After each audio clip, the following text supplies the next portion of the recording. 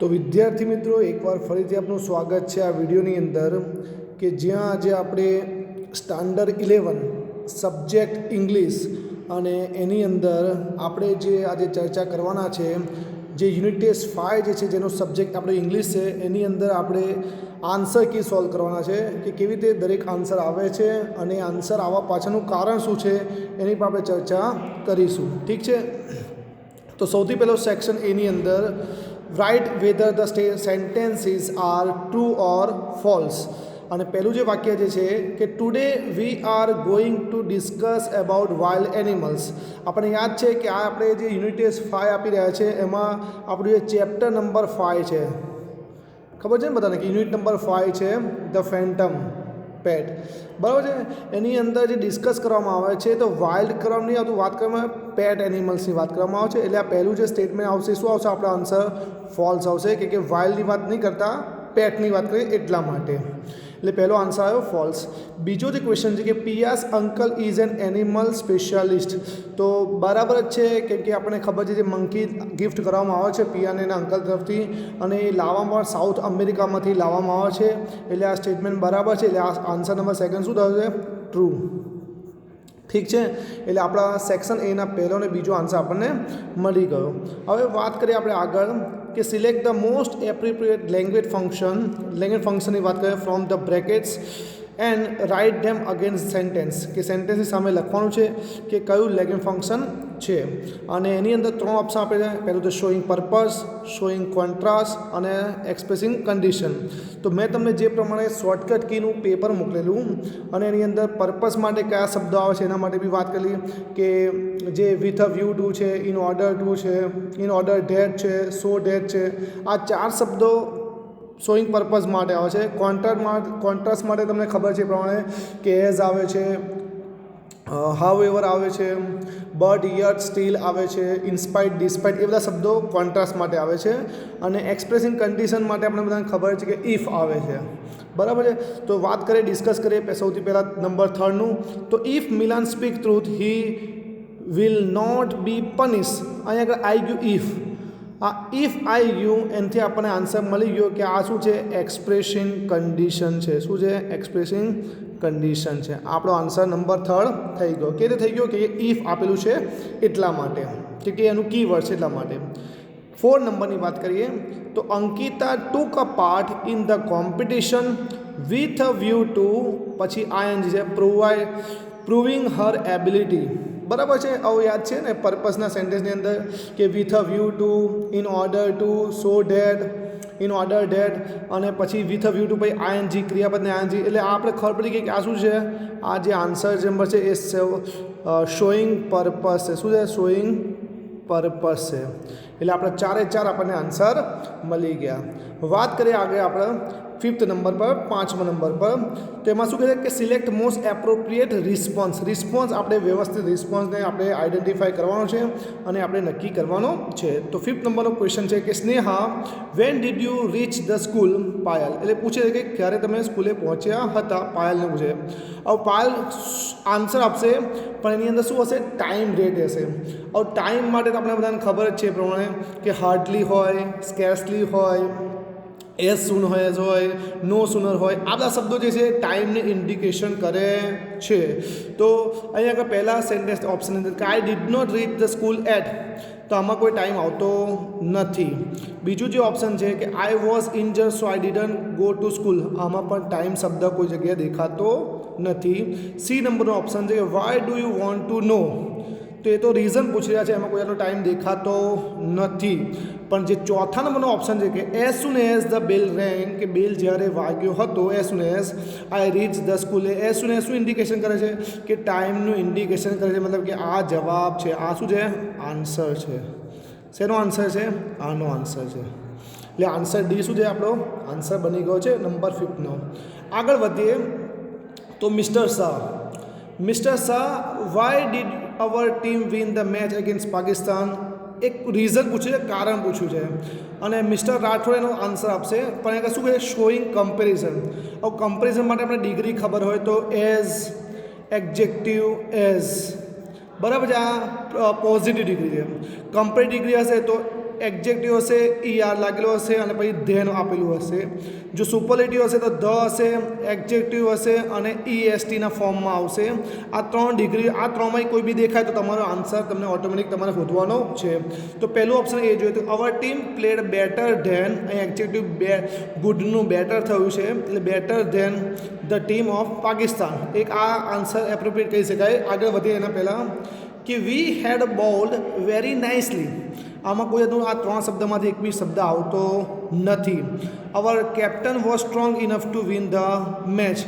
આમાં enough to આવ્યું છે, જે કમ્પેરિઝનનું કોઈ જાતનું એની સાથે તાલ્લુક છે નથી, એટલે આ બી નથી, આ બી નથી. અવર team work hard two win the match. અહીં આગળ બી કોઈ જાતની કમ્પેરિઝન દેખાતી નથી, એટલે પહેલો જવાબ જે છે કે our team played better than the team of Pakistan, કેમ કે બેટર ધેન આવેલું છે, જે આગળ મેં તમને સમજાવ્યું પ્રમાણે કે એડજેક્ટિવ ER પ્લસ ધેન આપેલું હોય તો એ કમ્પેરિઝનના ફોર્મમાં કહી શકીએ છે. તો આ તો આપણો જવાબ નંબર 6. આગળ વધીએ જવાબ નંબર 7ની અંદર. શું કહે જવાબ નંબર 7 કે Select and write the most appropriate question to get the underlined word. Underlined word phrases as their answer. હવે આન્સર શું થવાનું છે? આપણે ક્વેશ્ચન બન્યો, આપણે આન્સર આપેલો છે, આપણે ક્વેશ્ચન બનાવવાનું છે, બરાબર છે. તો શું કહે Sardar Patel is known as the iron man of India. એટલે આયર્ન મેન તરીકે ઓળખાતા હતા. ઇન્ડિયા, ભારતના આયર્ન મેન તરીકે, લોખંડી પુરુષ તરીકે સરદાર પટેલ ઓળખાતા હતા ને. તો હવે એક ઓપ્શન આપેલા જો, એમાં પહેલું હાવ આપેલું છે. તો હાવ જે આપેલું છે એ પૂછે કેવી રીતે, ત્યાં આગળ કેવી રીતે બન્યા છે એવું તો પૂછ્યું નહીં, પહેલો જવાબ આવશે નહીં. બીજું બી હાવ છે એટલે બી આપણે ભૂલી જવાનું છે. એટલે શું કહેવા માંગે કે આ શું હવે વોટથી પૂછવાનું કે શું મેટર બની છે એ વસ્તુ કહેવા માંગે. એટલે 2 વોટના જવાબ અહીં આગળ આપેલા છે. પણ આગળ જો ઇઝ છે અને આગળ પહેલામાં what is Sardar Patel known as અને આગળ વોટ ડુ છે. તો જવાબ કયો આવશે? ડુ વાળો આવશે નહીં. એટલે જવાબ કયો આવશે? નંબર C ઓપ્શન આવશે કે what is Sardar Patel known as. Sardar Patel શું તરીકે ઓળખાતા હતા, કેવી રીતે ઓળખાતા હતા, એવું શું ઓળખાતા હતા કે the iron man of India. એટલે આન્સર કયો આવ્યો? C આન્સર આવી ગયો છે. આ તો આપણો 7th આન્સર. હવે વાત કરીએ આપણો 8 નંબર પર આવી જઈએ આપણે, અને 8 નંબર પર આવી જઈએ એમાં જોઈ લઈએ કે રાજુ મેડ બેંક મેનેજર. જુઓ રાજુ મેડ બેંક મેનેજર. આ શું છે? સબ્જેક્ટ છે, આ વર્બ છે, આ ઓબ્જેક્ટ છે. આપણને ખબર, જો સબ્જેક્ટ માટે ક્વેશ્ચન પૂછ્યું હોય તો ક્વેશ્ચન શેનથી બને? હુથી બને. વર્બ માટે ક્વેશ્ચન બનતો નથી, બરાબર છે. અને ઓબ્જેક્ટ માટે ક્વેશ્ચન બને તો શેનથી બને? વૂમથી બને. આટલું આપણે ક્લિયર થઈ ગયું હોય તો આપણે આગળ વધીએ કે વૂમ, વૂમ, વૂમ, 3 વૂમ આપણે અને એક હુ જ આપ્યું છે, એટલે બી ઓપ્શન તો આવશે નહીં, કે અંડરલાઇન શેના પર થઈ જાય? ઓબ્જેક્ટ પર થઈ જાય. ઓબ્જેક્ટનો ક્વેશ્ચન હોય તો વૂમથી પૂછાય છે. હવે આગળ Raju made the bank manager, એ સિમ્પલ પાસ્ટ ટેન્સ. શું છે? સિમ્પલ પાસ્ટ ટેન્સ છે. તો સિમ્પલ પાસ્ટ ટેન્સની અંદર આપણે જોઈએ કે જ્યારે એનું નેગેટિવ બનાવવાનું હોય કે ઇન્ટ્રોગેટિવ બનાવવાનું હોય તો આપણે શેનો ઉપયોગ કરીએ? ડીડનો ઉપયોગ કરીએ છીએ. શેમાં? ઇન્ટ્રોગેટિવના ક્વેશ્ચન ફોર્મમાં. તો પહેલામાં તો વોટ વૂમ હેઝ છે એટલે આ પ્રશ્ન આવશે નહીં. બીજામાં વૂમ ડીડ છે એટલે આની શક્યતા વધારે છે, અને આ વૂમ ડઝ છે તો આ તો સિમ્પલ પ્રેઝન્ટ ટેન્સ છે. સિમ્પલ પ્રેઝન્ટ ટેન્સ હોત તો આન્સર આ હોત, પણ સિમ્પલ પાસ્ટ ટેન્સ એટલે આન્સર શું આવશે? C વૂમ ડીડ રાજુ મીટ આવ્યું, કે ડીડ મૂકી એટલે મીટનું શું થઈ ગયું? મીટ થઈ ગયું. એટલે આ C આન્સર આપણો હોય છે. એટલે C આન્સર આપણો આન્સર છે. તો આ થયો 8મો જવાબ. હવે આપણે આવી જઈએ સેક્શન B પર, અને સેક્શન Bની અંદર આપણે ચર્ચા કરીશું કે જેની અંદર આપણું જે ચેપ્ટર નંબર 5th, જે યુનિટ નંબર 5th હતો એના પરથી કેટલાક ક્વેશ્ચન આન્સર મૂકેલા છે જે આપણે અત્યારે ડિસ્કસ કરવાના છે. Section B, read the extract and answer the question. આપણે ડાયરેક્ટ આન્સર ક્વેશ્ચન પાઈ જઈએ કે why does his dog bite anyone? Why doesn't his dog bite anyone? બરાબર. તો આપણે વાંચીએ આગળ કે અહીં આગળ જો જવાબ છે કે રોહન જ્યારે કહે છે પોતાના ડોગ વિશે ત્યારે એક વસ્તુ બી વચ્ચે મૂકી દે. જો પણ આનો આન્સર આપણે કેવી લખું છું કે his dog doesn't bite anyone. His dog doesn't bite anyone. હવે અહીં લખ્યું છે આપણે, કેમ નહીં કાપતો? વાય છે એટલે બીકોઝ મૂકવું પડશે.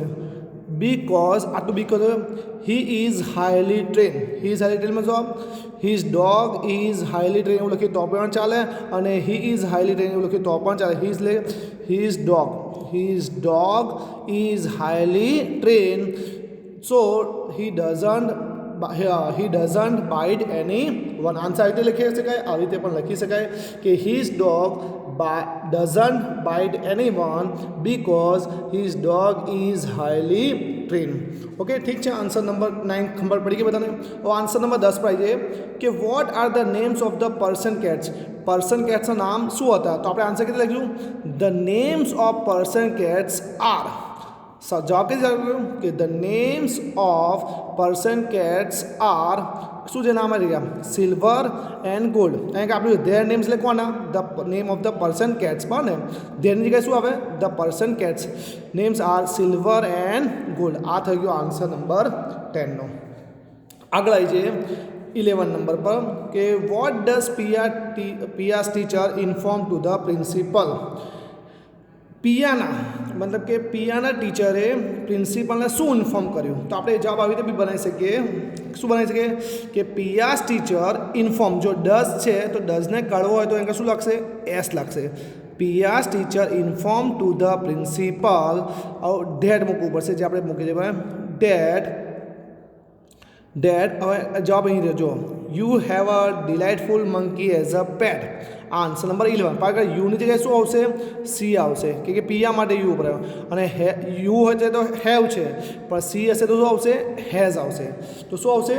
પિયાસ ટીચર ઇન્ફોર્મ્સ, ડઝ નીકળે શું આવશે? Pia's teacher informs to the principal that પછી સબ્જેક્ટ આવે તો શું આવશે? સી। યુ કોના માટે બોલે? પિયા માટે। She has a delightful monkey as a pet. Okay, अब बात करें 12 नंबर की, तो whom would the principal call to his office। तो principal would call to his office। अब एक्चुअली आंसर तो शू है? पिया है, कि एक्चुअली आगे आप्યું नहीं, क्योंकि અહીં તમને કોલ એનો બ્રધર બી દેખાશે, પણ एक्चुअली आंसर કોણ છે? पिया। क्योंकि પહેલા આ સેન્ટેન્સને પહેલામાં તમે ટેક્સ્ટ બુકમાં જોશો તો બ્રેકેટની અંદર એક સેન્ટેન્સ આપેલું છે કે પ્રિન્સિપાલ કોલ્સ પિયા। પ્રિન્સિપાલ કોલ્સ પિયા, એ જવાબ એની અંદર આગળ સુટેબલ થાય છે। નહીં કે અમુક લોકોને એવી કન્ફ્યુઝન થશે કે એના બ્રધરને અનિકને પણ બોલાવે છે, તે વસ્તુના સેન્સમાં પણ એક પ્રશ્ન પણ આપણે લખીશું કે the principal would call to his office to Pia, પિયાને બોલાવે છે। આ થયો આન્સર નંબર 12 નો। આગળ વધીએ સેક્શન સી, જે આપણી સપ્લિમેન્ટરી રીડિંગ છે, અને તમને એના માટે ઇઝીલી તમને આન્સર ખબર પડી છે કે કેવી રીતે આન્સર આમાંથી શોધવાના છે। નંબર 30 ની વાત કરીએ કે what did Eurydice do while Orpheus was playing on his lyre. આવ જો જ્યારે જે ટોપિક ભણ્યા નથી અને એનો જવાબ લાવવાનો છે, તો પહેલાં આ જે while Orpheus was playing on his lyre, તો એ જો કે Orpheus was playing on his lyre Eurydice began to pick some flower. આ જો સીધે સીધું લખવું હોય તો પણ આન્સર મળી જાય, અને આવી રીતે લખવું હોય તો પણ આન્સર અંદર ક્વેશ્ચનમાંથી મળી જાય કે યુરિડાઇઝ began to pick some flower. આ તો નંબર 13 નો આન્સર સીધો અંદરથી મળી જાય છે। What did Orpheus decide after her death. After death मतलब કે યુરિડાઇઝના મરી ગયા પછી ઓર્ફિયસ શું નક્કી કર્યું? તો જો છેલ્લી લાઇનમાં જવાબ મળશે આપણને કે I will go to the land, બરાબર ને? પણ જવાબ કેવી બનાવીશું કે ઓર્ફિયસ ડિસાઇડ, તો અહીં આગળ ડીડ છે તો શું આવશે? ડિસાઇડેડ। સિમ્પલ પાસ્ટ ટેન્સમાં ડિસાઇડેડ છે, બરાબર? એટલે આપણે આન્સર કે Orpheus decided after her death he will, આની જગ્યાએ કોણ આવશે? કે he આવશે। he will go to the land of the dead and bring her back। આ આન્સર થશે 14 નો। ક્લિયર થઈ ગયું બધાને? હવે વાત કરીએ આન્સર નંબર 15 ની, તો એની જોઈએ કે what was the condition of the Orpheus after her death. તો the condition of the Orpheus after her death was full of grief. અહીં જો જવાબ છે વોઝ, હીનો મતલબ શું? ઓર્ફિયસ, અરે ઓર્ફિયસની વાત કરીએ, was full of grief. His life changed completely. He could not play on his lyre. He could not sing. He was very sad, and he could not bear to live without Eurydice। અહીં સુધી આપણે answer number 15 નો લખી શકીએ છે। તો આ થયો answer number 15। ઠીક છે, પણ લખવાની સિસ્ટમ બી મેં તમને પ્રશ્નમાંથી સમજાવી દીધી કે કેવી રીતે તમારે જવાબ લખવાનો છે। આવી જઈએ હવે આપણે પેજ નંબર નેક્સ્ટ પર, જેની અંદર આપણે વાત કરીશું કે સેક્શન સીની અંદર જે ત્રીજો પેરેગ્રાફ છે એની અંદર કે where did the sail down. Where એટલે લોકેશન આપી દીધું છે, और લોકેશન શોધવાનું ધ સેલ ડાઉન। તો આગળ જુઓ અહીં આપેલું છે જો સેકન્ડ લાઇનની અંદર કે વી સેલ ડાઉન, તો વીની જગ્યાએ શું લખીશું? આપણે દે લખીશું। તો આ ડીડ નીકળી હશે તો શું થશે કે દે સેલ્ડ। अच्छा, અહીં આપેલું છે જો આ વીની જગ્યાએ શું મૂકી દીધું? આપણે દે મૂકી દીધું। તો તો they sail down the west coast of Africa to Cape Town. આ આન્સર થઈ ગયો 16નો. ક્લિયર થઈ ગયો એટલું વસ્તુ. ઓકે, આઈ જે 17 પર વાય ડીડ દે ટેક 2 ક્રૂમેન. 2 ક્રૂમેનને શા માટે કે વાય ડીડ દે ટેક 2 ક્રૂમેન. તો એક આન્સર છે દે, ડીડ નીકળી હશે તો આન્સર છે કે દે ટૂક. જો ડીડ ટેક હતું શું થયું પાસ્ટમાં ટૂક થાય, ટૂક 2 ક્રૂમેન. હવે એક આન્સર આવ્યો to help us tackle one of the world's roughest sea to southern Indian Ocean. આ આન્સર થયો 17નો. કેવી રીતે થયો આન્સર કે દે ડીડ ટેક હતું તો શું દે ટુક 2 crewmen, they took 2 crewmen to help us tackle one of the world's roughest sea, the southern Indian Ocean. વાત કરીશું હવે 18ની કે which is the world's roughest sea. તો ધ વર્લ્ડ્સ અહીં લખી દો, the world's roughest sea is, અહીં એક આન્સર મળી ગયો ધ સાઉથર્ન ઇન્ડિયન ઓશન, મતલબ કે સાઉથર્ન ઇન્ડિયન ઓશન. આ આન્સર નંબર થઈ ગયો આપણો 18નો. આટલું આપણું ક્લિયર થઈ ગયું. અહીં સુધી આપણે લખી દીધું જે આપણે સપ્લિમેન્ટરી રીડિંગ અને જે ક્વેશ્ચનમાં હતું એ પ્રમાણે આપણે લખી દીધું. હવે વાત કરીએ સેક્શન ડી જે ગ્રામર જે આપણું છે એ પ્રમાણે. તો જો અહીં કશું ડુ એસ ડાયરેક્ટ એની અંદર આપણે મેં તમને કહ્યું 2 રૂલ્સ છે. કયા 2 રૂલ્સ છે? કાં તો એક ચેન્જ ધ ટેન્સના કોન્સેપ્ટમાં આવે, કાં તો તમને એક્ટિવથી પેસિવના કોન્સેપ્ટમાં પૂછાય. એટલે આપણે સૌથી પહેલાં જોયું કે the king is A rich main. તો અહીંયા શું કહે છે? The start with the king was a rich main, મતલબ કે ધ કિંગ છે, ઇઝની જગ્યાએ ખાલી વોઝ વાપરેલું છે, બાકી એ રિચ મેન છે. એટલે મતલબ કે ટેન્સનો કોન્સેપ્ટ બદલાયો છે. એટલે સૌથી પહેલાં આવા ક્વેશ્ચન સોલ્વ કરતા હોઈએ ત્યારે આપણે શું કરી લેવાનું? સૌથી પહેલાં કે આ સેન્ટેન્સ તો પતી ગયો બરાબર, ઇઝની જગ્યાએ વોઝ આવી ગયો. હવે જ્યાં જ્યાં તમને સિમ્પલ પ્રેઝન્ટ ટેન્સ મતલબ કે સિમ્પલ પ્રેઝન્ટ ટેન્સમાં સિમ્પલ પાસ્ટ ટેન્સમાં ફરવાનું કે મૂળ ક્રિયાપદમાંથી તમારે V1માંથી તમારે શેમાં જવાનું છે? V2 ફોર્મમાં ફેરવાનું છે. તો પહેલાં V1 નીચે અંડરલાઈન કરીશું કે હી પ્રેઝ ટુ ગોડ, એટલે ટુ ગોડ છે. ટુ ગીવ એટલે ગીવનું ગીવ જ હશે કે ટુ ઇન્ફિનિટિવ છે એટલા માટે. હિમ મોર વેલ્થ, ગોડ ગ્રાન્ટ્સ, આ ગ્રાન્ટ્સ છે આપણે બદલવું પડશે. હિમ the golden touch, he himself wants, આવી ગયું ટુ ટેસ્ટ, તો એ રહેશે કે ટુ આપેલું છે એટલા માટે. ઇટ સો હી ટ્રાઇઝ, મતલબ કે 1 2 3 4ના આપણે શું કરવું પડશે? V2 ફોર્મ લખવા પડશે. તો લખી દઈએ આપણે હી પ્રેડ. આ તો છે ને the king was a rich man. પછી શું કે ભાઈ he prayed to God to give. આ બદલાશે નહીં. કેમ નહીં બદલાય? કે ટુ ઇન્ફિનિટિવ આગળ છે એટલા માટે. Two give him more wealth, હી ગોડ ગ્રાન્ટ્સ, તો ગ્રાન્ટેડ જો એડી આવી જશે, granted, God granted. Him the golden touch, he himself wants છે આગળ, તો વોન્ટ શું થશે? V2 ફોર્મ વોન્ટેડ થઈ ગયું, વોન્ટેડ. ટુ ટેસ્ટ નહીં બદલાય કે ટુ ઇન્ફિનિટિવ છે આગળ એટલા માટે. And it is so he tries, to શું થશે? હી ટ્રાઇડ થઈ જશે. એટલે આન્સર શું બનશે?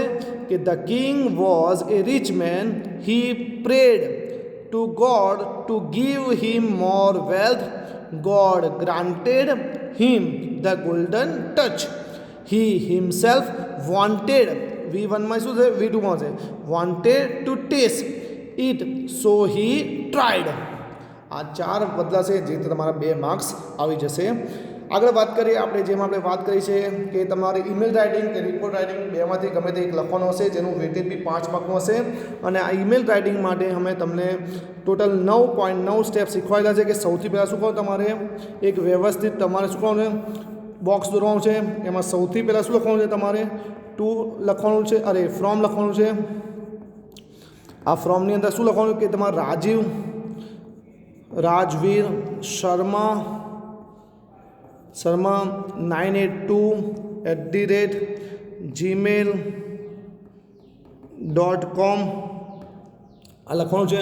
બીજું લખવાનું ટુ, તો ટુ ક્યાંથી મળે તમને ખબર? ક્વેશ્ચનમાંથી તમારે 3 વસ્તુ શોધવાની છે. જે લખનાર છે ઈમેલ, એનું નામ, એનું ઈમેલ બનાવવાનું છે. પછી ટુ હોતો કે ટુ પછી જે બી હશે એ શું હશે? જે SBI gaandhinagar@gmail.com. આ તમે લખવાનું છે. એમાં ફોર્મમાં લખવાનું કે SBI gaandhinagar@gmail.com. બરાબર. આ બીજું 2 સ્ટેપ પતી ગયું. થર્ડ સ્ટેપમાં શું આવશે? આપણે CC, તો આપ તો આ એકથી બીજા વ્યક્તિને લખવાનું છે એટલે CCમાં શું મૂકીશું? આપણે ફૂલ સ્ટોપ મૂકીશું. ચોથું સ્ટેપ સબ્જેક્ટ, તો સબ્જેક્ટ બી આપણે ક્યાંથી મળશે કે to issue a new chequebook, મતલબ કે 3 વસ્તુ આપણે ક્યાંથી મળે છે, 4 સ્ટેપ તો આપણા ક્વેશ્ચનમાં કે to issue A new chequebook. ઠીક છે, આ 5 સબ્જેક્ટ આપણા થઈ ગયા. હવે છઠ્ઠું શું આવશે, રિસ્પેક્ટેડ સર. સર હવે આપણે આવશે બોડી પેરા 1.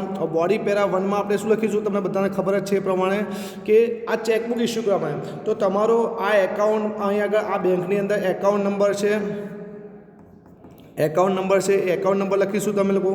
એકાઉન્ટ નંબરની સાથે તમારી ચેકબુક ફિલઅપ થઈ ગઈ છે, ફિલ્ડ થઈ ગઈ છે એ લખી, એની માહિતી તમે લખીશું. એની સાથે સાથે તમે એ પણ લખીશું કે તમારે આ ડેટથી આ ડેટ સુધીની ચેકબુક, આ લાસ્ટ ચેક હતો તમારો, લાસ્ટ ચેક હતો એનો નંબર જે છે એ નંબર બી તમારે લખવાનો છે, એ નંબર બી તમે લખી શકો છો. અને એ ત્યારબાદ તમે એને રિક્વેસ્ટ કર્યું કે મારે આ ચેકબુક જોઈએ છે. અને જે નેક્સ્ટ પોઈન્ટ જે છે જો કે I hope you will consider my request and send me a new checkbook. એક બુક ક્લિયર છે, આ લખે છે. અને પછી બાજુમાં છેલ્લે નીચે લખ્યું મારે જગ્યાને લખ્યું કે યોર ફેથફુલી, શું લખ્યું ઉપર આપણે, શું લખ્યું, રાજવીર શર્મા. બરાબર, એ કમ્પ્લીટ કર્યા પછી આપણે બોક્સ આપણે ક્લિયર કરીશું. એટલે આપણે 9 સ્ટેપ થઈ જશે એટલે આપણે આગળ આપણું ઈમેલ ક્લિયર થઈ જશે. તો અને આ છે આપણું, આ પ્રમાણે કોઈ રિપોર્ટ લખવો હોય તો રિપોર્ટનું બી તમારે the sports day celebration A title રહેશે તમારું. એ ટાઇટલ લખ્યા પછી તમારે ડેટ લખવાની છે, એનું બી ફોર્મેશન મેં તમને વિડીયોમાં બતાવી દીધું છે. અને તારીખ, ડેટ લખ્યા પછી કઈ જગ્યા પર સેલિબ્રેટ કરવા એ લખવાનું છે. અને પછી જે સ્કૂલમાંથી ઓર્ગેનાઇઝ કરવામાં આવ્યું હોય એ સ્કૂલનું એ પ્રમાણે વિગતવાર વ્યવસ્થિત લખવાનું છે. અને આખું તમારે લગભગ 1 પેજ, મતલબ 100 વર્ષ કહ્યું ને, મતલબ સમજી લો તમારે 1 પેજ કે 1 પેજથી ઓછું થોડુંક આપણે મોસ્ટ ઓફલી આપણે વાત કરીએ તો 15 લાઇનની અંદર તમારે રિપોર્ટ પણ તૈયાર કરીને વ્યવસ્થિત લખવાનું કે જ્યારથી રિપોર્ટનું આયોજન કરવામાં આવ્યું છે, સ્કૂલ દ્વારા રિપોર્ટનું આયોજન કરવામાં છે એ બરાબર, કઈ કઈ ઇવેન્ટ કરવામાં આવી હતી એની વિગત લખવાની છે, એનું જાહેરાત શું થઈ, એની ઓપનિંગ સેરેમની કેવી રીતે કરવામાં આવી, એની ક્લોઝિંગ સેરેમની કેવી રીતે કરવામાં આવી, કોઈ ગિફ્ટ એઝ અ ગેસ્ટ તરીકે આવેલું એની માહિતી, ઇમ્પોર્ટન્સ ઓફ સ્પોર્ટ ડે પર કોઈ સ્પીચ આપ્યું એ, જે સ્કૂલ દ્વારા સ્લોગનો બનાવીને સ્પોર્ટ્સ માટે લખવામાં આવે એ દરેક વસ્તુ તમે મેન્શન કરીને તમારો રિપોર્ટ પર તમે તૈયાર વ્યવસ્થિત કરી શકો છો. તો આ હતું આજનું આપણું જે સ્ટાન્ડર્ડ 11ની અંદર આપણે જે પ્રમાણે ચર્ચા કરી કે સ્ટાન્ડર્ડ 11નું જે પેપર હતું એને આપણે વ્યવસ્થિત સોલ્વ કર્યું છે. આઈ હોપ કે દરેક વિદ્યાર્થી મિત્રોને જે 11 સ્ટાન્ડર્ડના જે છે એને યુનિટ ટેસ્ટ 5નું ઇંગ્લિશનું પેપર વ્યવસ્થિત રીતે સમજમાં આવી ગયું હશે. તેમ છતાં કોઈને બી કોઈ આન્સરને લઈને કોઈ પણ ક્વેરી હોય તો પણ તે મને જણાવી શકે છે, આપણે એના પર બી એનું સોલ્યુશન લાવી દઈશું. Okay, thank you so much and thank you very much.